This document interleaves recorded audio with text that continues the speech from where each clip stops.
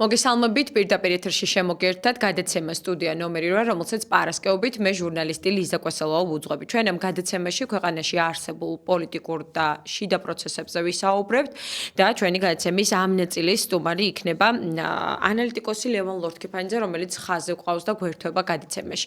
მოგესალმებით ბატონ ლევან, მადლობა გადაცემაში მონაწილეობისთვის და პირველ რიგში თქვენი შეფასება როგორია იმ პროცესებზე, რომელიც ჩვენს ქვეყანაში ბოლო დროს ვითარდება. ჩვენ ვხედავთ, რომ პოლიტიკური მოცემულობა დროთა განმავლობაში სამწუხაროდ არ იცვლება, რაღაცნაირად პოლიტიკური პროცესები ჩიხშია შესული და არ გვესმის რაიმე დამაიმედებელი იმის თაობაზე, რომ შეიძლება საზოგადოებასთან რაღაც მეტი საუბარი, მეტი დიალოგი ან მოლაპარაკებისკენ მიდიოდეს რაიმე პროცესები.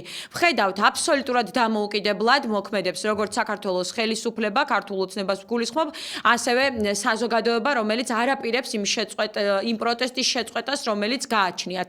თქვენი შეფასება როგორია ამ პროცესებზე? მოგესალმებით, დიდი მადლობა მოწვევისთვის. მეგობრებო, დღეს თებერვალია ხო ქუჩაში და ძალიან, ესე იგი, პასიური თვე. არა მხოლოდ საქართველოში, არამედ მთელ მსოფლიოში ესეა ხოლმე. აი თებერვალში ყველაზე იაფი ღირს მაგალითად ტურისტული ბილეთები, იმიტომ რომ არავინ ამ დროს არცად არ დადის და მოკლედ ეს წელი ხოლმე თებერვალში იღებს სტარტს. საქართველოშიც ეს ვითარება, ლიზა, ჩვენთან დიდი ხანია პროტესტი გრძელდება, მარტის დასაწყისში იქნება 100 დღე ამ პროტესტიდან. და ადამიანები დაღლილები არიან, აი ამ გამოუვალი მდგომარეობით, ზოგიერთი დაიღალა ყოველდღე მიტინგზე სიარულით და ასე შემდეგ. მაგრამ წინ გაზაფხულია, ეს გაზაფხულს ახასიათებს არა მხოლოდ ის, რომ ყვავილები აყვავდება, კვირტი გასკდება და ასე შემდეგ, გაზაფხულს ახასიათებს ისიც, რომ იწყება აქტიური პოლიტიკური პროცესები. ყველა დიდი მოვლენა საქართველოს უახლეს ისტორიაში გაზაფხულზე მოხდა. ასევე გაზაფხულთან არის დაკავშირებული სტუდენტური ცხოვრების განახლებაც დედაქალაქში. ასე რომ მე მგონია რომ ეხლა დიახ, ესე იგი მდორე სიტუაცია, მდინარე მდორედ მიედინება, მაგრამ გაზაფხულზე ადამიანები კვლავ გამოვლენ ქუჩაში და ისინი არაპირებენ უკან დახევას, არაპირებენ ავტორიტარიზმში ცხოვრებას, არაპირებენ ისეთ ქვეყანაში ცხოვრებას, სადაც ერთი კაცი თავისი საბანკო ანგარიშის კონვულსიების მიხედვით წვეთს როგორ უნდა იყოს მოწყობილი აი ამ ქვეყნის ბედი. ასე რომ ცოტაც მოვიცადოთ და ახალი დინამიზმი ექნება ამ პროცესს და იმედი მაქვს რომ გაზაფხულზე მაინც შეიგნებს საქართველოს ხელისუფლება, რომ იგი უნდა ელაპარაკოს არა მხოლოდ საკუთარ მომხრეებს და ხბოს აღდგინებით მის თაყვანისმცემლებს, არამედ უნდა ელაპარაკოს მის ოპონენტებს ყველა ფლანგიდან და ყველა მხრიდან. აი ბატონ ლევან, მოძრაობა სოციალური დემოკრატიისთვის რამდენიმე დღის წინ დაფუძნდა და ამაზე მინდა გკითხოთ თქვენ ხართ ის ადამიანი, რომელმაც აი ამის შესახებ შეგვატყობინა რა მოძრაობაა და რას გულისხმობს, იმიტომ რომ ძალიან ბევრი კითხვები გაჩნდა, ამბობენ ადამიანები, რომ ეს იქნება პოლიტიკური პარტია თუ რა დანიშნულება, რა ფუნქცია ექნება და მინდა თქვენგან მოვისმინო უფრო მეტი ინფორმაცია აი ამ თემასთან დაკავშირებით, რა მიზანი გაქვთ? ლიზა, მე დარწმუნებული ვარ თქვენ შესანიშნავად იცით და დაკვირვები ხართ პროცესებს და ხვდებით, რომ აი ამ ვითარებაში პოლიტიკური პარტიის შექმნა საქართველოში არის ფაქტობრივად წარმოუდგენელი. როცა არჩევნები არჩევნებს არ გავს, სიტყვის და გამოხატვის თავისუფლება შეზღუდულია, ყოველდღე ადამიანებს ქუჩაში აჯარიმებენ და რაც მთავარია, ქვეყნის მთელი რესურსები თავმოყრილი არის რამდენიმე ადამიანის ერთი მსხვილი კლანის ხელში, მედიებიც, მათი უმრავლესობა, კაპიტალიც და ასე შემდეგ, ესეთ ვითარებაში პოლიტიკური პარტიის დაფუძნება ვისაც უნდა, ნიშნავს, რომ იგი რაღაცას არეგისტრირებს მხოლოდ. ჩვენ არ გვაქვს ამის სურვილი, რომ ქაღალდზე დავარეგისტრიროთ 327 პარტია საქართველოში. მაგრამ ჩვენ ვართ ადამიანები, რომელთაც გვაქვს ჩვენი შეხედულებები. ზოგი ჩვენ შორის სოციალისტია, ზოგი სოციალ-დემოკრატი, ცოტა ზოგიერთი თქვათ ლიბერალურად განწყობილი მემარცხენე, ზოგიერთი ცოტა პურიტანული სენტიმენტების მქონე მემარცხენე და ასე შემდეგ. მაგრამ ჩვენ გვაერთიანებს რწმენა, რომ საქართველო უნდა იყოს სოციალური სახელმწიფო, კეთილდღეობის სახელმწიფო და აი ამ რწმენის ირგვლივ ვერთიანდებით და შევეცდებით, რომ ყველას მივაწვდით ხმა, ვინც ამ იდეას უჭერს მხარს, ამ იდეის შესაბამისი ინიციატივები, კანონპროექტები მოვამზადოთ და ამ იდეების დასაცავად ვიბრძოლოთ ქუჩაში, აუდიტორიაში, მედიაში თუ სხვა სტილწეებში. აი მოძრაობის შინაარსი ესეთია და მას ჯერჯერობით არაფერი არ აქვს საერთო რაღაც პარტიულ მიზნებთან და ამოცანებთან. კი ბატონო, აი ბატონ ლევან, თქვენ ბრძანეთ, რომ არიან ადამიანები, რომლებმაც უკვე რაღაცნაირად მოიწყინეს ამ აქციებზე, მოუბეზრდათ და ასე შემდეგ. აი ამ ნაწილში მინდა გკითხოთ სწორედ ნამდვილად შეიმჩნევა ეს, რომ ადამიანებს აღარ აქვთ მაგალითად სურვილი აქციაზე დგომის თუ რაღაცნაირად ახალი ძალების მოკრება ხდება თუ აი რა მდგომარეობაა ახლა იმ აქციებზე, რომელზეც დარწმუნებული ვარ ყოველდღიურად გიწევთ შეხება ყოფნა და ასე შემდეგ. ის სურვილზე არ არის ლიზა, აქ არის ენერგიაზე. შეუძლებელია 100 დღე დაძაბული ნერვებით ქუჩაში იდგე და ყოველ დღე 100 დღის განმავლობაში ქუჩაში გამოდიოდეს 200,000 ადამიანი. გამოდის კრიტიკული მასა და მე მხოლოდ ის აღვნიშნე, რომ გაზაფხულზე ეს კრიტიკული მასა კვლავ გაიზრდება და კვლავ მასობრივი დემონსტრაციები აი 25 თებერვალს სალომე ზურაბიშვილის მონაწილეობით რაღაცნაირად უფრო დიდი მასშტაბის აქცია გაიმართება ალბათ. უერთდებით თუ არა და რას ფიქრობთ, იქნება უპრეცედენტო მასშტაბი საზოგადოების აი ამ აქციაზე თავმოყრილი და შემდეგ უკვე იმ ბოლო დროს რაღაცნაირ ტრენდზე მინდა გკითხოთ, რომლითაც ქართული ოცნება ხედავთ, რომ ამ ყველაფრის უკან ალბათ სწორედ ეს პოლიტიკური დაბეჯითებით ვერაფერს ვერ ვიტყვით, თუმცა ალბათ ის ადამიანები დგანან, რომლებსაც ეს პროცესები არ მოსწონთ, რომელიც ახლა ქუჩაში მიმდინარეობს და რაღაცნაირად ცდილობენ ამ ადამიანების დისკრედიტაციას, მაგალითად გიორგი გახარია გახდა თავდასხმის მსხვერპლი, კვერცხები ესროლეს აეროპორტში, ასეთივე ვთქვათ სცენარი ვნახეთ სალომე ზურაბიშვილის მისამართით და რაზე მიგვანიშნებს, აი როდესაც აი ასეთ ფორმა გამოხატვის, აი ასეთ ფორმასთან გვაქვს შეხება და არის თუ არა ეს სისუსტე იმ ადამიანების თავად, რომლებიც აი ამას გეგმავენ და შემდეგ უკვე სისრულეში მოიყვანენ და როგორი უნდა იყოს მიდგომა ამ ადამიანების მიმართ, იმიტომ რომ ვიღაცამ კვეცხი ისროლა და გაიარა, ეს ხომ არ არის არა, ეს ალბათ გამოძიების საკითხი უნდა გახდეს, ვინ არიან ის ადამიანები, ვინც აი ამ ძალიან ცუდი პროცესის წამოწყების უკან დგანან. შესანიშნავი შეკითხვებია, შეკითხვა ნომერი 1. მე არ ვიცი 25 თებერვალს რამდენი ადამიანი გამოვა ქუჩაში. მე გავალ და შევეცდები მხარი დაუჭირო იმ დემონსტრაციას, რომლის მიზანია დაიცვას საქართველოში დემოკრატია და უზრუნველყოს საქართველოს კავშირი კვლავ დასავლეთთან და დაიცვას ჩვენი ქვეყანა იზოლაციისგან და მარტო ყოფნისგან. მე თვალი მიმიდევნებია ევროპაში, ლიზა, ბევრი მოძრაობისთვის, ბევრი პროტესტისთვის. აი მაგალითად რო გავიხსენოთ 1989 წელი, მაშინ გერმანიაში მოხდა ეგრეთ წოდებული ფრიდრიხე რევოლუცია. ანუ მოხდა რევოლუცია, რომლითაც მშვიდობიანად დაამთავრეს GDR-ის, გერმანიის დემოკრატიული რესპუბლიკის არსებობა. და აი ამ პროტესტის ერთ-ერთი მთავარი მოტივი და ერთ-ერთი მთავარი ინსტრუმენტი იყო ეგრეთ წოდებული ორშაბათის დემონსტრაცია. ანუ იქ ადამიანები ყოველდღე არ გამოდიოდნენ, ჰქონდათ შერჩეული თარიღები და აი ამ კონკრეტული თარიღების მიხედვით ამ კონკრეტულ დღეებში გამოდიოდნენ ქუჩაში. მე მგონია რომ ჩვენ საქართველოში უნდა შევიმუშაოთ ეს ასე ვთქვათ სტრატეგია, შეიძლება ყოველდღე არ გამოვიდნენ ძალიან დიდი რაოდენობით ადამიანები ქუჩაში, მაგრამ ორშაბათია, რაღაც დღე დაითქვას, რაღაც თარიღი დაითქვას და იმ დღეს გაერთიანდეს, ასე ვთქვათ, აი ეს საპროტესტო მუხტი. აი ამ გზით მივდივართ და მადლობელი უნდა ვიყოთ საქართველოს პრეზიდენტის, მეხუთე პრეზიდენტის, რომ იგი გვეხმარება ამგვარი თარიღების შერჩევაში და ამგვარი თარიღების მონიშნაში. რაც შეეხება თქვენი კითხვის მეორე ნაწილს, ну რა გითხრათ რა, ეს ხო არაფერში არ წერია. როგორ შეიძლება თავმოყვარე, ოჯახში გაზრდილი, კულტურული, ღირსეული, დედაენა რო წაუკითხავს, ვეფხისტყაოსნის ერთი სტროფი რო ზეპირადით ის ეგეთი ადამიანი იქცეოდეს ისე, როგორც იქცევიან ქართული ოცნების მხარდაჭერები. ქუჩაში ხვდებიან 70 წლის პრეზიდენტს, თავში კვერცხებს ესვრიან, ვინც მათი მოწინააღმდეგეა, იმასაც კვერცხებს ესვრიან, აფურთხებენ, აგინებენ და ასე შემდეგ. ეს არის მხოლოდ უზნეობა, ეს არის საშინელება და ეს მიანიშნებს იმაზე, რომ ქართულ ოცნებას უკვე იარაღიც აღარ დარჩა. ყველაფერს თვითონ აკონტროლებენ. პრეზიდენტის ინსტიტუტს, პარლამენტს, მთავრობას, ადგილობრივ თვითმმართველობას, ყველგან ტოტალური ძალაუფლება აქვთ მათ ფორმალურად. მაგრამ ესეც კი არ ყოფნით იმისთვის, რომ საკუთარი თავი დაიცვან და დაიცვან მულტიმილიონერი კი არა, მილიარდერი ბიძინა ივანიშვილი. აი მილიარდერი ბიძინა ივანიშვილის დასაცავად ჭირდებათ კვერცხები. აი ამ დონეზე არიან დაცემულები და ეს არის სასოწარკვეთის და აგონიის ნიშანი, რომ აი მეტი ადამიანური მეთოდებით ისინი ვერცეთ ბრძოლაში ვერ იმარჯვებენ.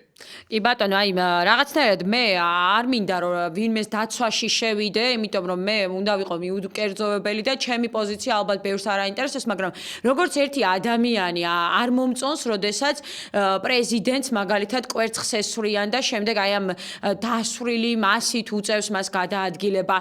ეს ხომ მიუღებელია. პრეზიდენტი იქნება ეს თუ უბრალოდ მე გავალ ქუჩაში, თქვენ იქნებით და ვისი მისამართითაც ეს არ უნდა მოხდეს, ეს არის მიუღებელი, გაუმართლებელი და ეს არის ძალიან ცუდი ბრძოლის მეთოდიც კი არ არის. ეს არის უბრალოდ მიუღებელი საქციელი, რომელსაც არავის მისამართით არ ვისურვებ, ვინც არ უნდა იყოს, არც ქართული ოცნების ნებისმიერი დეპუტატი, თუნდაც არ იმსახურებს იმას, რომ აი ასეთი ფორმით ვინმე მას დახვდეს ქუჩაში და აი ასე შიშში უწევდეს გადაადგილება.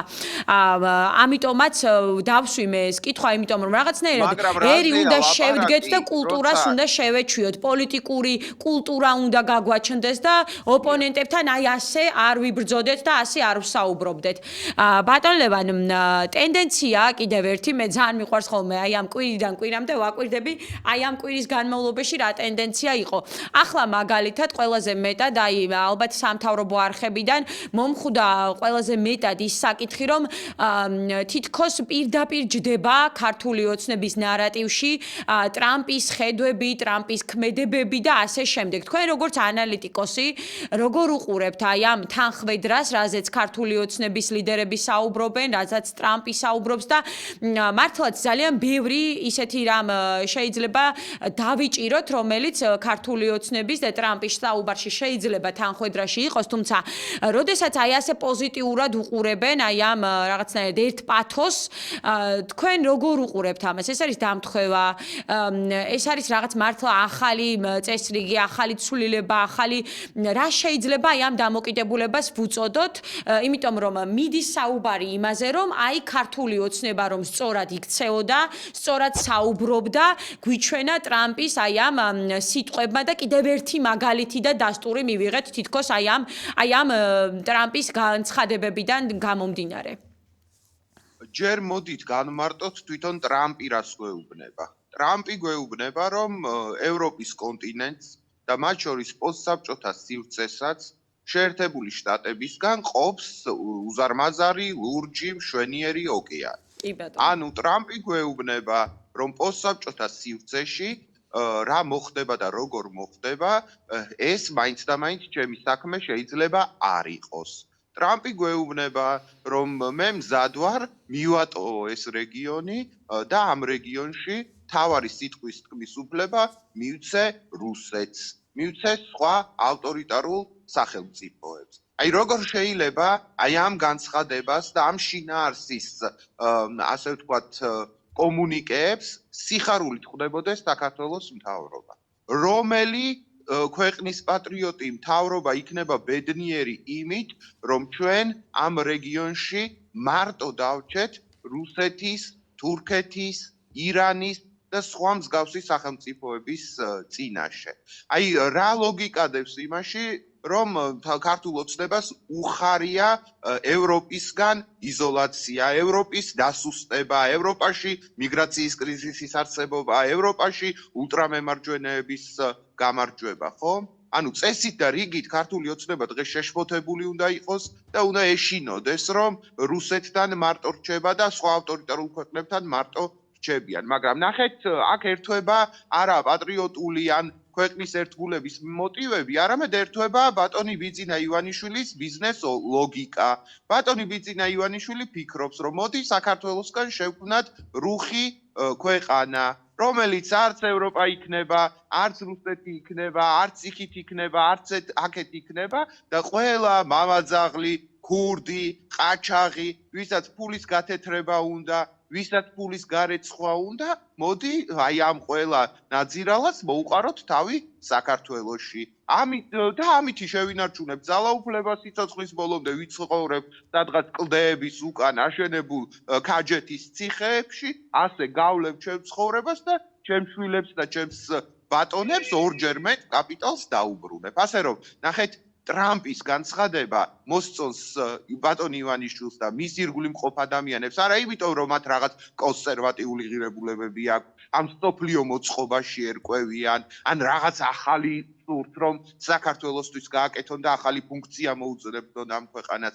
ისინი აღფრთოვანებულნი არიან მხოლოდ იმიტომ, რომ გგონიათ მალე გაუჩნდებათ ახალი გამოქვაბული თუ საბანკო ანგარიში, სადაც ძალიან მშვიდად შეინახავენ თავიანთ ასეულ მილიონებს და ჩვენ უნდა დავფიქრდეთ საქართველოს მოსახლეობა, თქვენი მაყურებელი, რომ ხომ არა ვართ პროპაგანდის ხვერპლი, ხო არ გვატყუებს ბიძინა ივანიშვილი და მისი სხვა პროპაგანდისტული მედიები, სხვა წყაროებიდან მივიღოთ ინფორმაცია და რაც თავარია დავფიქრდეთ, როგორი იქნება ჩვენი რეგიონი სუსტი ევროპის და გაქცეული შეერთებული შტატების პირობებში. როგორი იქნება ჩვენი ქვეყნის ბედი და ელემენტარული ლოგიკა ვისაც აქვს თავში და ერთი გონება აქვს, ხო, ის დარწმუნებული ვარ უმალვე მიხვდება, თუ რამხელა ტრაგედია გვემუქრება ჩვენ იმ შემთხვევაში, თუ შეერთებული შტატები და ევროპა გავლენ ამ რეგიონიდან და დავრჩებით მარტო.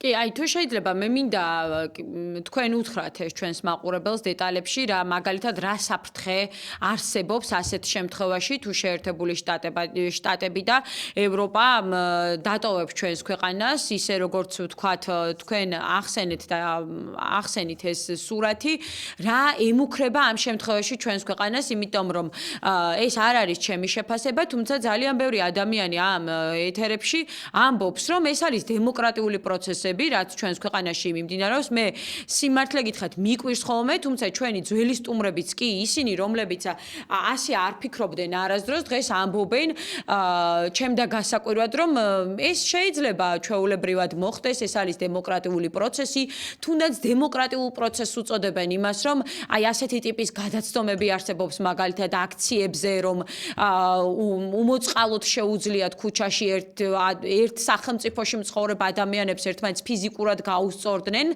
ესეც დემოკრატიული პროცესია მათთვის და აქედან გამომდინარე შეგვიძლია განვუსაზღვროთ ჩვენს ამ მაყურებელს, ჩვენს რადიო მსმენელს, ზოგადად რა არის დემოკრატია, რისთვის გვინდა კიდევ ერთხელ ევროპა და რატომ გვინდა რომ აი ამ ევროპული გზით ვიაროთ, რაც გამოიხატება შემდეგ ევროპულ სამუშაო პირობებში, ევროპულ ჯანდაცვაში, განათლებაში და ასე შემდეგ. ძალიან ვრცელი შეკითხვაა და ძალიან რთული შეკითხვაა. ჯერ მოდით იმას ვეტყვი მე თქვენს მაყურებელს, რომ თუ აი ეს სცენარი გამართლდება, ანუ ევროპა დაინგრევა და დასუსტდება, შეერთებული შტატები მხოლოდ თავის ნახევარსფეროზე აიღებს ძირითად პასუხისმგებლობას, მაშინ ჩვენ მივიღებთ ქვეყანას, სადაც სამართალი არ იარსებებს. სადაც სასამართლო არ იარსებებს, სადაც ეკონომიკაში არაფერი არ შეიძლება და ვიქნებით ისეთივე ქვეყანა, როგორიც დღეს ვართ, ხო? სადაც მუშაობს ბანკები, კაზინოები, აფთიაქები, სუპერმარკეტები და მათ მიღმა არაფერი არ მუშაობს. სადაც ანგრევენ ჩვენს მთებს, მდინარეებს, გაქვთ რესურსები უიაფესად ამ ქვეყნიდან. აი ეს პერსპექტივა გველოდება ჩვენ და რაც მთავარია ამ ქვეყნის გრევაზე, ადამიანების გადინებაზე ამ ქვეყნიდან, ეკონომიკის მოსპობაზე, სპეკულაციური ეკონომიკის განვითარებაზე, ხო? ჩვენ ხმასაც ვერ ამოვიღებთ, რო არ მოგვეწონება. ან ამოვიღებთ ხმას ისე, რომ ვერანაირი გავლენა ვერ გვექნება პროცესებზე და ვერაფერს ვერ შევცვლით აი ამ ჩვენი ხმის ამოღებით. ეს არის საშიში. და ეს არის ყველაზე საშინელი პერსპექტივა და რაც შეეხება რა მოაქვს დემოკრატიას ეს ძალიან ვრცელი თემაა და ვრცელი საკითხია, მაგრამ თავარი რაც უნდა მოიტანოს დემოკრატიამ არის ის, რომ ის იყოს თან სოციალურიც. აი ჩვენ ამ მიზნით გამოვდივართ, თქვათ ასპარეზზე, ხო? ჩვენ გვინდა რომ ისეთივე დემოკრატია კი არ გქონდეს, როგორიც აქამდე გქონდა, რომელიც მხოლოდ პროცედურებით შემოიფარგლებოდა, აბა შენ მომეცი ხმა და აბა მე მოგცემ ხმას და ასე შემდეგ. ჩვენ გვინდა ისეთი დემოკრატია, რომელიც ამბობს რომ ჩემი ამოცანაა უზრუნველყო ადამიანების ელემენტარული სოციალური საჭიროებები. მე ბევრჯერ მithქვამს და გამიმეორებია რუზველტის სიტყვები, რომ შიერი, უსახკარო, ტანსაცმლის არ მქონე ადამიანი დემოკრატიას ვერ ააშენებს და დემოკრატიაში ის გახდება მანიპულაციის ობიექტი. აი ჩვენ გვინდა ისეთი ქვეყანა, სადაც არ შიათ, არ წყურიათ, ტანსაცმელი აქვს, სახკარი აქვს და საშუალო ფენას წარმოადგენენ და შეუძლიათ აქედან გამომდინარე მონაწილეობა და თავისი პოზიციების დაცვა, მაგრამ ის სცენარი, რასაც გვთავაზობს ივანიშვილი, მდინარაძე, კობახიძე, გამორიცხავს ესეთი ქვეყნის მშენებლობას.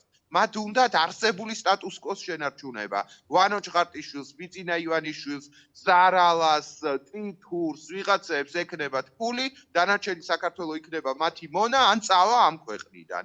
აი ამ სცენარში და ამ ვითარებაში ყეტავენ ჩვენ და ხმას თუ ამოიღებენ კიდე თავში აგურს ჩაგარტყამენ და წაგიყვანენ იზოლატორში და 15000 ლარს დაგაკისრებენ ჯარიმას. აი ამ რეალობასაც გკითხავთ თუ შეიძლება. აი ამ ჯარიმებზეც გკითხავთ თუ შეიძლება ვხედავთ რომ ყველა ადამიანს რომლებიც აი ამ აქციაზე დადიან დღეს თუ არა ხვალ მაინც მისდით ეს ჯარიმები 5000 ლარიანი სახში ხომ პირდაპირ ადამიანებს სახში აკითხავენ რავი დილის 5 საათზე ღამის 4 საათზე და ასე შემდეგ და ოჯახის წევრების ბავშვების წინაშე აიძულებენ რომ რაღაცა საპოლიციო ძალებით აი ამ თქვათ მოაწერონ ხელი მოქმებს რომელსაც სახში უგზავნიან. ანუ ეს რისი მცდელობაა? მიგვანიშნებს თუ არა იმაზე რომ ეს არის რაღაცნაირად სახელმწიფოს მხრიდან აი დაშინების მეთოდი? თუ რა მეთოდია ეს ზოგადად რომ ყველასთან მოვალთ და ყველა პირი ყავს იდენტიფიცირებული რომლებიც აი ამ პროცესში იღებენ მონაწილეობას და აი ეს პროცესი მიმდინარეობს ახლა? ძალიან მარტივად არის მაგ მიმართულებით საქმე. დღეს რომ იყო 1992 წელი, გამოსცემდა ბრძანებას ბატონი ჯაბა იოსელიანი და იტყოდა ქუჩაში არის კომენდანტის საათი, გამოხვალთ დაგხრეთ. მაგრამ გარეთ არის 2025 წელი და პირდაპირ ვერ გამოსცემს ვიღაცა დგებუაძე და გოველაური და ხარაზიშვილი და მარაზიშვილი და ესეთი კაცები პირდაპირ ვერ გამოსცემენ ბრძანებას რომ აი გარეთ გამოხვალ დაგხრეთ. გარეთ მიტინგზე გამოხვალ დაგიჭერთ. ხმას ამოიღებთ პირში კარტოფილს ჩაგჭრით და გაგაჩერებთ. ამას პირდაპირ ვერ იტყვიან. ამიტომ როგორც ეს ბატონ ივანიშვილის სტილია, ნელ-ნელა გვახრჩობენ. ჯერ ერთი კანონი გაამკაცრეს, მერე მეორე გაამკაცრეს. 500 ლარიანი ჯარიმა 5000-ად გაზარდეს, 5000-იანი 15000-ად. დააბრუნეს სააკაშვილის კანონი, რომლის მიხედვითაც ადმინისტრაციული დანაშაულისთვის შეიძლება 60 დღით ჩაგაგდონ ციხეში. სააკაშვილს ჰქონდა ეს და როცა მოვიდა ოცნება, ხო თქვა რომ უფრო ჰუმანურია და 15 დღემდე შეამცირა ეს საშიელი, მაგრამ ამათმა გაზარდეს. ასე რომ ჩვენ ეხლა ვუყურებთ ერთი ბარტყი გადმომიგდეს სტრატეგიას. ჯერ ერთი კანონი წაიღეს, მერე მეორე კანონი წაიღეს და ბოლოს შეიძლება მართლაც გამოჩნდეს რომელიღაცა ეგრეთ წოდებული warlord-ი, ომის ასე ვთქვათ ბატონი, რაღაც საველე მეთაური, რომელიც ქუჩაში ავტომატით გამოვა და ნებისმიერს გავლენს ეტყვის, რომ აი კომენდანტის საათია და შენ ხმის ამოღების საშუალება არ გაქვს. აი ამ პროცესთან გვაქვს საქმე. ქართულ ოცნებას უნდა, რომ ამ ქვეყანაში აკრძალული იყოს პროტესტი. ძალიან დიდი მადლობა და ბოლო კითხვაც გამოსავალს რა შეხედავთ ასეთ დროს, როდესაც ჩვენ ვხედავთ რომ ქართული ოცნება მუდმივად გვიმტკიცებს იმას და მუდმივად გვეუბნება იმას, რომ ეს ნორმალური პროცესია, რომ აუცილებლად ეს პროცესი დაბრუნდება ნორმის ფარგლებში და რომ ეს პროტესტი ადამიანებს მობეზრდებათ, დღეს თუ ხვალ დაიშლებიან და შემდეგ უკვე ისევ განაგრძობენ თავისუფლად ისინი მუშაობას. აი ამაზე თქვენი შეფასება როგორია და როგორ უყურებთ სამომავლოდ პროცესების განვითარებას? აი ამ მოცემულობიდან გამომდინარე რა დღეებიც გავიარეთ, აი ამ ყველაფრის დავიწყება, ამაზე გადაბიჯება და ისე ცხოვრების გაგრძელება თითქოს არაფერი მომხდარა, პოლიტიკურ ცხოვრებას უგულისხმობს შესაძლებელია? რა გითხრათ, რა ჭრილობები, ხო იცით, არსებობს ისეთი ჭრილობები, რომლებიც ბოლომდე არასდროს არ ხორცდება, ან თუ შეხორცდება ტკივილი სულ გრჩება. ასე რომ რაც არ უნდა დაიღალონ ადამიანები, აი ის ნაპრალები, რაც ჩვენ საზოგადოებაში არსებობს, ბოლომდე იარსებებს თუ არ ამოივსო და შესაბამისი გადაწყვეტილებები არ მიიღეს. ხო, აი გუჩინ ვიყავი მივლინებით საქართველოს ერთ-ერთ რეგიონში და იქ მითხრეს, რომ აი არსებობს ოჯახები, სადაც ძმები ერთმანეთს არ ელაპარაკებიან ქვეყანაში შექმნილ ვითარებასთან დაკავშირებით. არსებობს სკოლები, სადაც მასწავლებლები და მოსწავლეები ერთმანეთს სოციალურ ქსელებში და სხვა სივრცეებში საერთოდ არ ელაპარაკებიან და არ ეკონტაქტებიან და მოშლილი ყავთ ერთმანეთი ასევე პოლიტიკურ პოზიციასთან დაკავშირებით. არსებობს სოფლები, სადაც ადამიანებზე, რომლებიც განსხვავებულად აზროვნებენ, ავრცელებენ საშინელ ჭორებს, ამაზრზენ ჭორებს, განსაკუთრებით ქალები არიან ამ ჭორების მსხვერპლი და ეს ყველაფერი უკვალოდ ხო არ ჩაივლის. ეს ყველაფერი უბრალო გაჩუმებით ხო არ გაჩერდება. ამ ბალღამს, რომელიც დააგროვა ამ საზოგადოებაში ქართულმა ოცნებამ, ხომ ჭირდება, რომ განიკურდოს და თავისი გზა მიეცეს და ალაგდეს, ხო? და ეს ალაგება ამ უბედურების არ ხდება რეპრესიების, შევიწროვების, გადავადების, დაიღლებიან არგუმენტის მიხედვით. საჭიროა კომპრომისი, საჭიროა რომ ერთმა მხარემ აღიაროს თავისი დანაშაულებები, მეორე მხარემაც აღიაროს თავისი დანაშაულებები. რაღაცა დავთმოთ ჩვენ პროტესტის მონაწილეებმა და მთლიანად არ მოვითხოვოთ ის, რისი ღირსებიც ეგენი არიან. და მათაც უნდა დათმონ და პირველი ნაბიჯი ამის იქნება ეს ყმადაღებული არჩევნების თემა და მე ღრმად მწამს, როგორ არის ერთ ცნობილ სიმღერაში, დღეს თუ არა ხვალ მაინც, ხვალ თუ არა ზეგ, ჩვენ მოგვიწევს ვადამდელი არჩევნების ჩატარება და ვერასწდება ამას. და ეს ვადამდელი არჩევნები ვერასწდება ბიძინა ივანიშვილს, შეუძლებელი. კი ბატონო, დიდი მადლობა ანალიტიკოსი ლევან ლორდ-ქიფანიძე პასუხობდა ჩემს კითხვებს. მე დროებით გემშვიდობებით და გადაცემის მეორე ნაწილი დავბრუნდები რამდენიმე წუთში პირდაპირ ეთერში.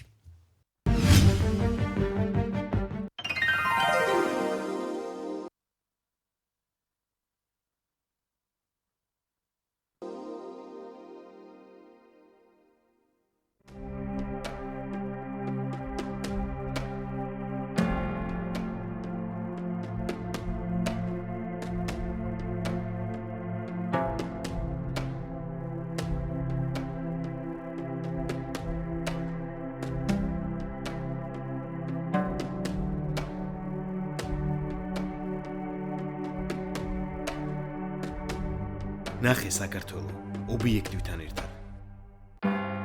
ქციის მონასტერი, მე-19 საუკუნეების კულტურული მემკვიდრეობის ძეგლი, ქვემო ქართლში, დმანისის რაიონში, ტყით შემოსაზღვრულ ფერდობზეა. აქ ერთვის ქცია სხევი ძუელ გომარეთისა. გამოსდის კვირიკეთის მთას. მის ქვემორ არს დაბა ქცია, მდინარე ქციის პირს. აქ არის მონასტერი კეთილი 15 სამარად. ასე აღწერს იქაურობას საქართველოს გეოგრაფიული შესწავლის ფუძემდებელი, მე-18 საუკუნეში მოღვაწე ვახუშტი ბატონიშვილი. ქციის მონასტრის ცენტრალური ნაგებობა მარიამ ღვთისმშობლის შობის სახელობის სამნავიანი ეკლესია რიყის ქვითა და სქელი დუღაბითაა აშენებული. სამხრეთი კარის თავზე სავარაუდოდ მე-17-18 საუკუნეებში შესრულებული მხედრული თაწერია.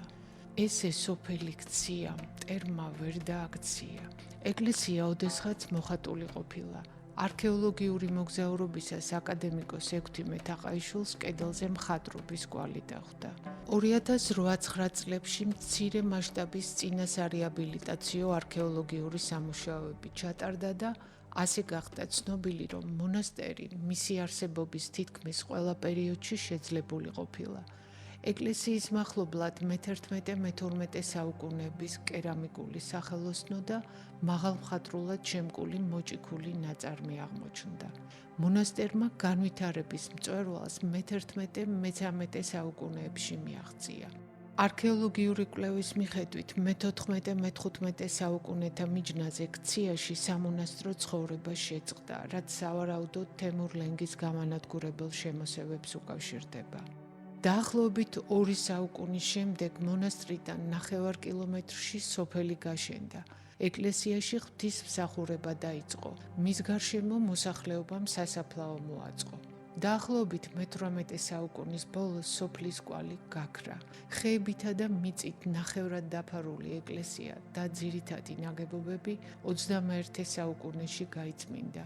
მარიამ ღვთისმშობლის სახელობის ეკლესია ქართული ტრადიციული მეთოდით კვერცხის ცილითა და კირით აღადგინეს. დღეს ქციაში მამათა მონასტერი ფუნქციონირებს.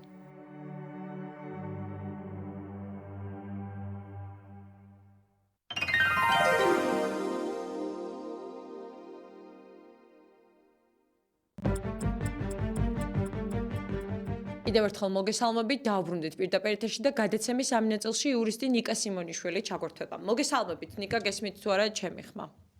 მოგესალმებით, იმედია ჩემი ხმაც ისმის. კი ბატონო, დიდი მადლობა იმისთვის, რომ იღებთ გადაცემაში მონაწილეობას. პირველ რიგში თემის აქტუალობიდან გამომდინარე და იმ პროცესებიდან გამომდინარე, რაც ჩვენს ქვეყანაში ყოველდღიურად ვითარდება, ბუნებრივია, მე პირველ რიგში მაინტერესებს ის საქმეები, რომელშიც ალბათ ყოველდღიურად გიწევთ მონაწილეობის მიღება, ის პროცესები, რომელიც აქციაზე დაკავებული ადამიანების გახმაურებულ საქმეებს უკავშირდება და პროტესტის შეზღუდვის ის ფორმები, რომელიც დღეს მოქმედებს ჩვენს ქვეყანაში. აი ეს საკითხები, აი ამ თემებით დავიწყოთ და შემდეგ უკვე უშუალოდ კითხვებს მოგაშველებთ. მოგესალმებით პირველ რიგში, მაყურებელს, მსმენელს მივესალმები, მადლობა გესმინდა გადაგიხადოთ, რა თქმა უნდა, ჩართვისთვის მადლობა, იმიტომ რომ ამას დრო დაუთმეთ და შვებთ ეს მნიშვნელოვან საკითხს, რომელიც შეეხება მათ შორის ასევე აი ამ ადამიანების პროცესებს და იმ სასამართლოში მიმდინარე იმ უსამართლობას, რომელსაც იურისტები, ადვოკატები ყოველდღიურად ვაწყდებით სასამართლოში და რომელიც ერთი შეხედვით ხილული არ არის ეს საზოგადოების ფართო მასებისთვის, მაგრამ რეალურად საზოგადოების ფართო მასებზე ესე პირდაპირ და აშკარად მოქმედებს, ხო? აქ ჩვენ რასთან გვაქვს საქმე? საქმე გვაქვს შინაგან საქმეთა სამინისტროს და სასამართლოს აი ერთობლივ შეთანხმებულ უკანონო ქმედებათა მთელ კასკადთან, რომლის მსხვერპლის უკვე უამრავი ადამიანი გახდა და კიდევ მეტი ადამიანი შეიძლება რომ გახდეს აი ამის მსხვერპლი. და რაზეა საუბარი? საუბარია იმაზე, რომ მიმდინარე პროტესტის ფარგლებში ნახარა ქართულმა ოცნებამ, რომ ადამიანები უბრალოდ აი ესე უკვე 85 დღეა, ხო? 86 დღე არის. რაც იკრიბებიან, პროტესტს გამოხატავენ, ეს პროტესტის გამოხატვა ხდება სწორედაც რუსთაველის გამზირზე, მათ შორის აი ამ გზის გადაკეტვის ფორმით. მან მოკლედ მოიგონა ეს რაღაც ახალი საბრძოლო ხერხი ამ ადამიანებთან აჯარიმებს გზის გადაკეტვის გამო. ქართული ოცნება აჯარიმებს, მოდი ასე ვთქვათ, ხო? იმიტომ რომ ამაზე ასე ვთქვათ, უქმს ადგენს შინაგან საქმეთა სამინისტრო, შემდგომ უკვე ამაზე ჯარიმაზე გადაწყვეტილებას იღებს სასამართლო. აქ რაღაცა პატარა პროცედურები შეიცვალა.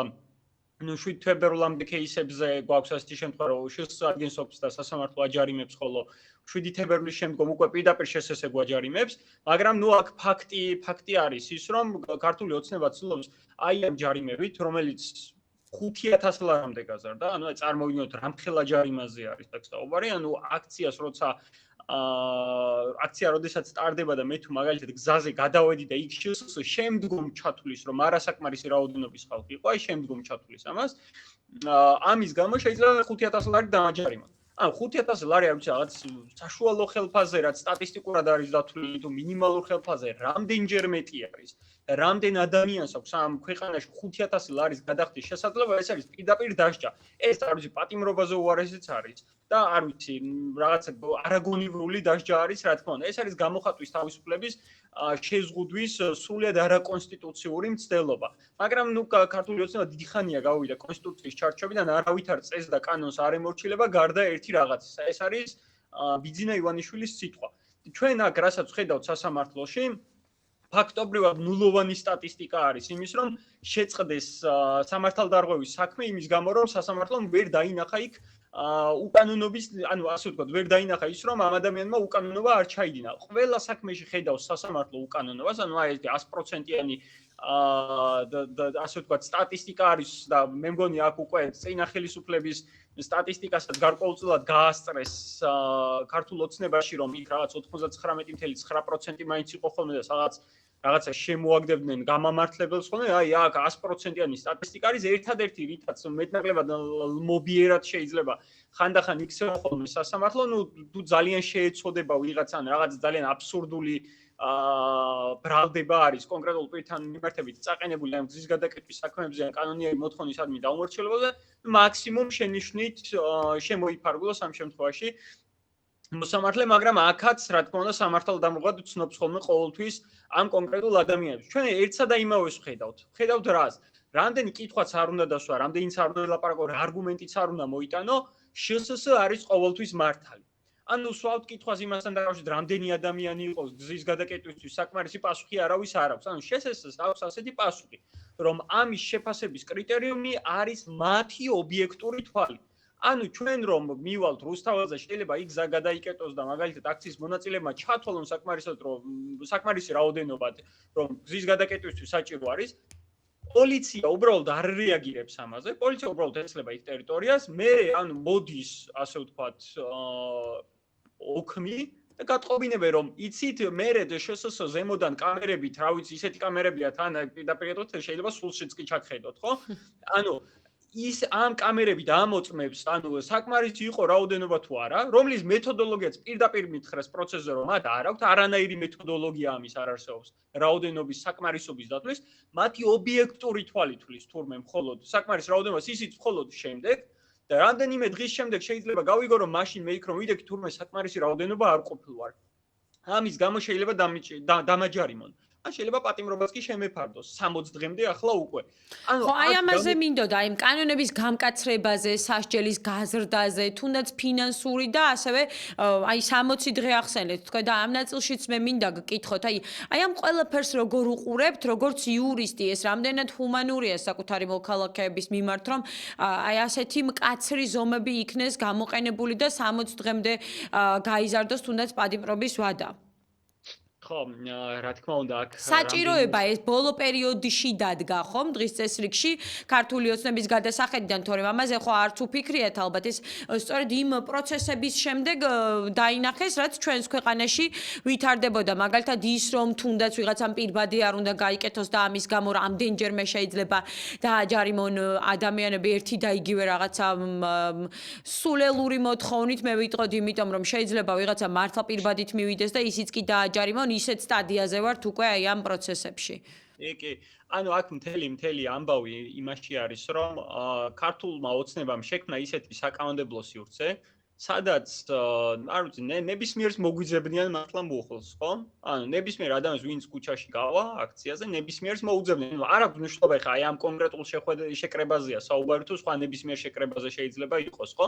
ანუ გახვალ ქუჩაში გეტყვიან რომ ანუ ქუჩა გადაიკეტა ანუ თუ ეტყვი იმას რომ პოლიციელმა არაფერი არ მითხრა საკმარისი არ ვიყავ ისინი გიპასუხებენ რომ პოლიციელს არ ევალებოდა შენთვის რამის თქმა პოლიციელს თურმე არ ევალებოდა სამართალდარღვევის საქმეთ ამას ამბობენ მართლა არ ხუმრობ თურმე არ ევალებოდა პოლიციას რეაგირება დრო შეტრალდება წავიდოდა ანუ ეს თურმე არაფერი არ არის პოლიციას არ ევალება მოწოდება და გაფრთხილება მე თურმე უნდა ვიფიქრო იმაზე რომ ვაიმე რამდენიმე დღის მერე შესეს რომელიღაც თანამშრომელი ჩაუჯდება ამ ვიდეოებს და ნახავს რომ თურმე და ჩათვლის მისი ობიექტური თვალით რომ თურმე საკმარისი არ ყოფილა ამის გამო უნდა დამაჯაროს ერთი არის ეს ანუ სრული ბუნდოვანება კანონმდებლობაში მაგრამ მეორე რაც არის ის რომ მე ამავდროულად უნდა მეშინოდეს რომ ერთი ვარ დამოკიდებული შსს თანამშრომელზე მაგრამ შსს თანამშრომელმა მე შეიძლება დამსაჯოს 5000 ლარით ეს რამდენჯერმე შეიძლება გააკეთოს და არიან ადამიანები, არ ვიცი, აი ბოლო დღეებშიც გავრცელდა რამდენიმე ადამიანზე ინფორმაცია, მაგალითად, ანუ აი ეს უკვე არ ვიცი, რაღაცა ჰუმანურობაზე ვეღარ ვილაპარაკებ, ეს უკვე სადიზმია და სისასტიკე არის, რაც ესენი აკეთებენ. ანუ 5000 ლარი ხო, ნუ პრობლემა ეხლა პატიმრობა არ გამოუყენებიათ ეს 60 დღის მომენტი, რაც მე ვთქვი, არ გამოუყენებიათ ჯერჯერობით მაინც და ასე მარტივი პატიმრობის გამოყენება არ არის, იმიტომ რომ იქაც შეზღუდული რაოდენობა აქვს იზოლატორებში, მაგრამ ჯარიმა საკმაოდ დიდი არის 5000 განმეორებით მისდით ხოლმე დიახ პირებს განმეორებით რამდენიმე დღის განმავლობაში ანუ შეიძლება ერთ დღეს ერთი მოგიტანა მეორე დღეს მეორე მესამე დღეს მესამე ანუ გულში მაგალითად ერთ-ერთმა ადამიანმა დაწერა ერთმა ჩვენმა მეგობარმა ნაცნობმა რომ მესამე ჯარიმა მიუტანეს სირეწლოვანი ბავშვის თანდასწრებით აძლევენ ამას მიაქვთ პენსიონერ ხანში შესულ მშობლებთან მიაქვთ მცირეწლოვანი ბავშვების თანდასწრებით ანუ აშინებენ ოჯახებს აშინებენ პოლიციას მიაქვს ეს ყველაფერი ანუ რომ არის შესაძლებელი რომ ადამიანს მიხვიდა პირადად ჩააბა, რომ მე აქვთ მშობლებთან, შვილებისთან დასწრებით მე აქვთ. ამას შეგნებულად აკეთებენ. ამიტომ ეს ჰუმანიზმი კი არა, სადიზმი არის. ანუ მაქსიმალური დაშინების მცდელობაზე არის ქართული ოცნება გადასული და არ ვიცი, ანუ თავისი შინაარსით ეს ნორმა რას იტვალიზებს, შემდგომ უკვე სანქციების, შემდგომ ის როგორ აბარებენ ამ ჯარიმებს, როგორ აშინებენ ადამიანებს თუ ასე შემდეგ, ეს ერთ-ერთ რაღაცაზე მიუთითებს, რომ ანუ ამას არც ჰუმანიზმთან აქვს არაფერი საერთო, არც სამართალთან, არც სამართლიანობასთან, არც სიმართლესთან და რა თქმა უნდა არც მართლმსაჯულებასთან, როდესაც თქვენ სასამართლოში მიხვალ და ნახავთ, არ ვიცი, აი გირჩევთ მართლა ვიყურებენ ახლა ადამიანები, შეიძლება ვიღაცა მიფიქროს, რომ ეს ადამიანი სუბიექტურია, მიკერძოებულია, იმიტომ რომ ამ ადამიანების უფლებებს იცავს თვითონაც რაღაც აქციის მონაწილე, შეიძლება ეს იფიქრონ. ჩემი თუ არ გჯერათ, ყველას მოგიწოდებთ. საქალაქო სასამართლოში მიბრძანდით, ნახეთ რა ხდება პროცესებზე. ნახეთ, თქვენი თვალით ნახეთ. და დარწმუნებით, ამას იურისტობა არ ჭირდება, დარწმუნეთ, როგორ არღვევს ქართული ოცნება და მისი მართული სასამართლო და შსს ჩვენს უფლებებს. ნახავთ თქვენ სხდომები საჯაროა და მე შემიძლია გითხრათ ის, რომ თქვენ ნახავთ სასამართლოში რიგებს ადამიანების და ვინ ადამიანების, იცით? საუკეთესო ნაწილის ამ ქვეყნის ყველაზე მოაზროვნე ინტელექტუალი საუკეთესო ნაწილი, ვინც რაღაცას ქმნის ამ ქვეყანაში, რაღაცას არ ვიცი ყოველთვის სამართლიანი დამოკიდებულებით, პრინციპული დამოკიდებულებით გამოირჩეოდა ხოლმე, არ ვიცი ნებისმიერი ხელისუფლების მიმართ თუ ასე შემდეგ, აი ამ ადამიანებს ჭირს. ქვეყნის საუკეთესო ნაწილი დგას დღეს სასამართლოში და ისინი კრიმინალებად და სამართალდამრღვევებად არიან გამოყვანილები. თქვენ თვითონ მიბრძანდით, მეგობრებო, ვინც ახლა მიყურებთ ან მისმენთ, მიბრძანდით სასამართლოში, ნახეთ თქვენ თვითონ და ჩემ ნათქვამს შეიძლება არ დაუჯეროთ, მაგრამ თქვენ ნახავთ თქვენი თვალით და რა თქმა უნდა ამას დაიჯერებთ. აი, ამ ადამიანებმა რა გზა უნდა მონახონ რა, ბერკეტი აქვთ ხელში, რომ იბრძოლონ საკუთარი სიმართლის დასამტკიცებლად, მაგალითად, იმიტომ რომ ჩვენ ვხედავთ, რომ სახელმწიფოს მხრიდან არანაირი ჰუმანური დამოკიდებულება მათი მისამართით არ მოდის, ეს წარმოუდგენელია ამ პირობებში, როდესაც არც სასამართლო, არც სახელმწიფო არ არის ამ ადამიანების მხარეს, როგორ არც სამართალდამცავი ორგანოები, როგორ შეიძლება ამ ადამიანებმა სამართალს მიაღწიონ და მოიპოვონ. აი, რა გზა არსებობს ასეთ შემთხვევაში? მადლობა ამ შეკითხვისთვის. არ ვიცი, ან თავისი შინაარსით რთული კითხვა არის, მაგრამ მე შევეცდები, რა თქმა უნდა, გულწრფელი ვიყო და ეს არ დავუმალო. მე ხელ საუბრობდი იმაზე, რომ ფაქტობრივად ჩვენ სასამართლოში ადვოკატები მივდივართ, დავობთ იმაზე, რომ რაღაც არასამართლიანი მოპყრობა იყო ადამიანთან მერთებით, ოქმი უკანონოდ შედგა თუ ასე შემდეგ, მაგრამ ფაქტია, რომ აქ შედეგს მაგალითად ნაკლებად ვიღებთ ხოლმე ადვოკატები. ხო, და თვითონ ის მხარეც. იმიტომ კი არა რომ რაღაცას ვაკლებთ, მე შემიძლია ვთქვა, რომ ჩემი თითოეული კოლეგა ბოლომდე იხარჯება. მეც ვცდილობ რომ ბოლომდე დავიხარჯო. ვიხარჯებით ბოლომდე სასამართლოს ყველა არგუმენტს ვაწვდით, მიუხედავად იმისა, რომ ვიცით მოსამართლეს წინასწარ აქვს უკვე გადაწყვეტილება მიღებული და რეალურად მას კი არ აქვს მიღებული გადაწყვეტილება სხვაგან არის უკვე მიღებული და რეალურად ის უბრალოდ აცხადებს ამ გადაწყვეტილებას. რაც არ უნდა ელაპარაკო, ანუ ფაქტია რომ გადაწყვეტილება ვიცით, მაგრამ მიუხედავად ამისა სასამართლოში ბრძოლას აქვს ძალიან დიდი მნიშვნელობა. მეც ჩემი კოლეგებიც, როდესაც მივყვებით ამ ადამიანებს სასამართლოს პროცესზე, სხდომაზე და აი ამ რაღაც გაუგებარ უსამართლობას ვაწყდებით მართლა, ხო? ანუ ვართ იქ იმ შეგნებით, რომ რეჟიმი უნდა დავღალოთ, რეჟიმს ძალა უნდა გამოვაწყოთ, სისტემა უნდა გადავტვირთოთ, სისტემას ბევრი დრო უნდა წავართოთ, ნაკლები დრო უნდა დავუტოვოთ სხვების დასაჯარიმებლად, ნაკლები რესურსი უნდა დავუტოვოთ. მე ეს ოქმები სასამართლოს გადაწყვეტილებები უნდა გავასაჩივროთ, ხო? მე ვახსენე, რომ 7 თებერვლის შემდგომ кейსებზე უკვე შსს პირდაპირ გვაჯარიმებს და სასამართლოს დამტკიცება ამისთვის არ არის საჭირო. 7 თებერვლამდე ეს იყო საჭირო, რომ სასამართლოს დაემტკიცებინა, მაგრამ 7 თებერვლის მერე შსს პირდაპირ გვაჯარიმებს, ხო? მაგრამ აქაც მე ვეთყოდი ადამიანებს, ვინც ახლა გვიყურებენ და გვისმენენ, რომ ეს ჯარიმები, ვისაც ჩაგაბარებენ ან თქვენს ახლობლებს, ნაცნობებს თუ ასე შემდეგ, აუცილებლად გაასაჩივრონ. ვართ ადამიანები, ვინც მზადყოფნას გამოთქვავთ, რომ ამ ადამიანებს დავეხმაროთ, სრულიად უსასყიდლოდ დავეხმაროთ. ანუ ამაში არაფერ რაღაც თანხას არ ვიღებთ. მეც საჯაროდ გამოვთქვი სურვილი, რომ თუ ვინმე რაღაცა მთხოვს, მე შემიძლია ის საჩივრის შაბლონი ფორმა გავუგზავნო, რომ ეს საჩივარი დაწერონ, შინაგან საქმეთა სამინისტროში შეიტანონ, შსს მერე შეიძლება ამის გასაჩივრება სასამართლოში, საქალაქოს შემდეგ სააპელაციო სასამართლოში, რაც ძალიან დიდ დროს წაიღებს, პატარა დროს არ წაიღებს და ამ გასაჩივრების განმავლობაში ჯარიმის მოქმედება ჩერდება. და შეიძლება ახლა ვიღაცა მიფიქროს ის, რომ კი, მაგრამ საბოლოოდ თუ მაინც არ დამიკმაყოფილებენ, რა აზრი აქვს. ეს ძალიან დიდ დროს წაიღებს, თვეებს წაიღებს ეს განხილვა და მთელი მომენტი აქ ის არის, რომ რა თქმა უნდა, ეს ბრძოლა, რაც ახლა ქვეყანა გადის და ის პოლიტიკური პროცესები, მე არ ვფიქრობ, რომ მალე დასრულდება. ვფიქრობ, რომ რაღაც პერიოდს გაგრძელდება. ალბათ რაღაცა შეიძლება გაზაფხულისთვის რაღაც სიტუაციის ცვლილებას ველოდოთ. ყველა შემთხვევაში ჩვენ ეს პროცესი უნდა გავწელოთ და გავაგრძელოთ იქამდე, სანამ დიდ პოლიტიკურ ცვლილებას ჩვენ არ მივიღებთ და არ მივიღებთ ცვლილებას იმ თვალსაზრისით, რომ საბოლოოდ ადამიანებს აღარ მოუწიოთ აი ამ ჯარიმების გადახდა. ამ ბრძოლას ეს მნიშვნელობა აქვს, ჩვენ დროს ვიგებთ და ძალიან მნიშვნელოვან დროს ვიგებთ აი ამ თვალსაზრისით, როცა ასაჩივრებთ თქვენ ჯარიმას, ამ ჯარიმის მოქმედება ჩერდება. არ ვიცი, არიან ძალიან ბევრი ადვოკატი არის, ანუ არასამთავრობო ორგანიზაციების ქსელი არის, რომელიც შესანიშნავ საქმეს აკეთებს, უფასოდ გეხმარებიან, გასაჩივრებაშიც მოგეხმარებიან, ადვოკატითაც მოგეხმარებიან, მე შემიძლია ტელეფონის ნომერიც თქვა, სადაც შეგიძლიათ თქვენ დარეკოთ და დაგეხმარებიან. რა ვიცი, ჩემი სახელი და გვარი, ვინც მოისმინეთ, არ ვიცი, მე სოციალურ ქსელში დავწერე კიდევაც, რომ გამოვთქვი მზადყოფნა, რომ თუ მომწერ ჩემი ხმებით, შემიძლია გამოგიგზავნოთ ეს საჩივრის ფორმა, რომლითაც გასაჩივრება შეძლებთ, მოგეხმარებით, ამის შემთხვევაში უამრავმა ადამიანმა მომწერა, შემიძლია გითხრათ, საერთოდ არც ვიცნობ მე ამ ადამიანებს, მაგრამ გამომიგზავნეს მომწერეს, მე გავუგზავნე მათ შესაბამისი საჩივრის ფორმები, იმისაც რომ გაასაჩივრებინათ ეს გადაწყვეტილებები და რა თქმა უნდა, ეს ანუ მთელი მომენტი აქ ის არის, რომ რეალურად ჩვენ ერთმანეთს გვერდში ვუდგავართ და აი ეს არის სწორედ ის ნამდვილი, არ ვიცი, მამული შვილობა, მე ასე ვფიქრობ, ის ქართველობა, რომელსაც, რა ვიცი, ქართული ოცნება გვაბრალებს, თურმე რაღაც უცხო ქვეყნის აგენტები თუ მოღალატები თუ ასე შემდეგ ვართ. არა, ჩვენ გვიყვარს ჩვენი ქვეყანა, გვიყვარს ერთმანეთს ვუდგავართ გვერდში, ვუდგავართ ბოლომდე.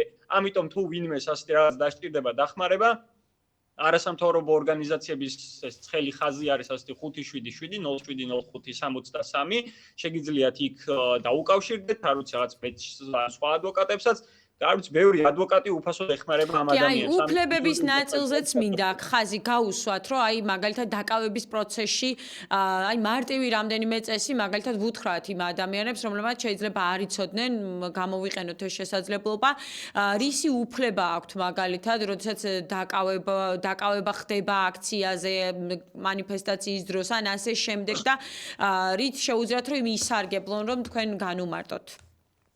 რა თქმა უნდა, პირველი რაც ყველაზე მნიშვნელოვანი არის ის, რომ თქვენ ადვოკატის სარგებლობის უფლება გაქვთ, ადვოკატის აყვანის უფლება გაქვთ. თქვენ შეგიძლიათ რომ ანუ არაფერზე არ მოუწეროთ ხელი, არაფერი განმარტება არ მისცეთ. შეგიძლიათ დუმილის უფლება ასე ვთქვათ, სრულად გამოიყენოთ. ადვოკატები ის არასამთავრობო ორგანიზაციების ქსელი ვახსენე, მე ფაქტობრივად აი ყველა დაკავებული ვინც კი დააკავეს, არ ვიცი, სხვა ადვოკატებიც არა მარტო არასამთავრობო ორგანიზაციებიდან, სხვა ადვოკატები, ჩემი კოლეგებიც, მე თვითონაც ხო, ანუ ბევრ ადამიანს ვეხმარებით, ბევრ დაკავებულს. ამიტომ თქვენ თუ დაგაკავებენ და გადაგიყვანეთ დროებითი მოთავსების იზოლატორში, შეგიძლიათ გქონდეთ იმედი, რომ დროებითი მოთავსების იზოლატორში, რა თქმა უნდა, ადვოკატი მოგაკითხავთ, შეგიძლიათ მას გაესაუბროთ, არანაირი განმარტება არ გააკეთოთ და უბრალოდ შემდგომ უკვე სასამართლოს, როდესაც ჩაინიშნება 2 დღით აქვთ მათ დაპატიმრების თქვენი დაკავების უფლება და ამ 2 დღის განმავლობაში 48 საათის განმავლობაში სასამართლო უნდა ჩაინიშნოს და უკვე უნდა მიიღოს სასამართლომ გადაწყვეტილება, როგორც ეს ჯარიმა არის ხოლმე, თუ მაინც ესეთი გამამტყუნებელი გადაწყვეტილება უნდა სასამართლოს რომ მიიღოს ესეთი ჯარიმა არის ხოლმე. ამიტომ ყველა ვარიანტი აქვს, რაც ყველაზე მნიშვნელოვანია, თქვენ ადვოკატის მომსახურებით სარგებლობის უფლება გაქვთ, საქმის მასალების გაცნობის უფლება გაქვთ, რა თქმა უნდა, სამედიცინო დახმარების მიღების უფლება გაქვთ. მე თვითონ მაგალითად ვნახე არაერთი ადამიანი, ანუ ბიჭები, რომლებსაც სასტიკად გაუსწორდნენ და უბრალოდ იზოლატორშიც კი ვეღარ მოათავსეს, ისინი უკვე საავადმყოფოში გაუშვეს პირდაპირ. ანუ მე ასეთი ნაცემი ადამიანები ცხოვრებაში არ მინახავს და არც გამიგია სასტიკად ნაცემი ნაწამები ადამიანები. ანუ აი მთელი წამების, ასე ვთქვათ, კონვეიერს გადიოდნენ ეს ადამიანები, აი მთელი სისტემა იყო აი ამ წამების ჩამოყალიბებული. რა თქმა უნდა, აქაც გააქვთ უფლება რომ გამოძიების დაწყება მოითხოვოთ, ამ ადამიანების დასჯა. ესმის რომ დღეს ეს ყველაფერი შეუძლებლად გვეჩვენება, მაგრამ ჩვენ მე გავახსენებ მაყურებელს გვიყურებენ ადამიანები, ვისაც დიდი, ასე ვთქვათ, ბევრი ამბავი ახსოვს და ჩვენ შეიძლება თქვენ გეგონათ რომ მათ შორის წინა ხელისუფლების დროს რომელიც ასევე სასტიკად უსწორდებოდა ადამიანს, ვერაფერს ვერ მიაღწევდნენ ისინი, ხო? მაგრამ დიდი პოლიტიკური ბრძოლის შედეგად რაღაცები მაინც შეიცვალა.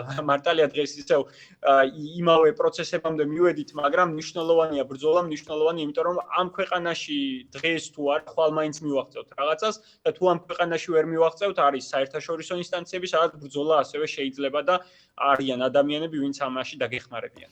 კი ბატონო, უღრმესი მადლობა იმისთვის, რომ ჩაგვერთეთ გადაცემაში. მე იმედს ვიტოვებ და დარწმუნებული რომ ჩვენ გვექნება კიდევ შესაძლებლობა სხვა დროსაც ვისაუბროთ ასეთ საინტერესო თემებზე. უღრმესი მადლობა რომ გადაცემაში ჩაგვერთვეთ. იურისტი ნიკა სიმონიშვილი პასუხობდა ჩემს კითხვებს. მაყურებელსა და რადიო მსმენელს შეგახსენებთ, რომ სტუდია ნომერის გადაცემისთვის პირველი ნაწილისთვის განკუთვნილი დრო ამოიწურა. მე დროებით გემშვიდობებით და ინტერაქტივით შემოგერთდებით სულ მალე პირდაპირ ეთერში.